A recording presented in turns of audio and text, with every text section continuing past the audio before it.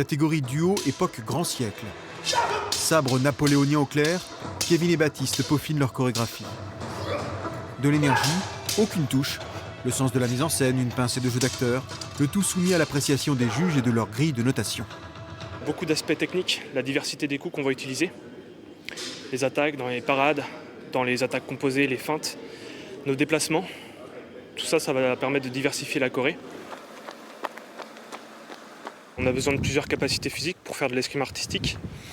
La force, il faut être explosif, mais aussi l'endurance, parce qu'on est quand même sur 4 minutes 30 de combat, de spectacle.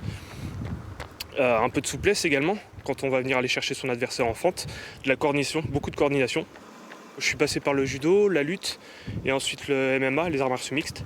Donc toujours un peu d'opposition, d'adversité. À cette nuance près qu'en escrime artistique, il n'y a pas d'adversaire mais des partenaires. La discipline se développe naturellement en Vendée.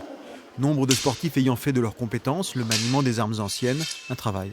L'action, elle est compréhensible, quoi. Tu viens chercher loin, t'es passé et du coup, tu essaies de le choper et tu te replaces. Ça marche. C'est un vivier un petit peu d'escrimeurs, de cascadeurs, de gens du spectacle.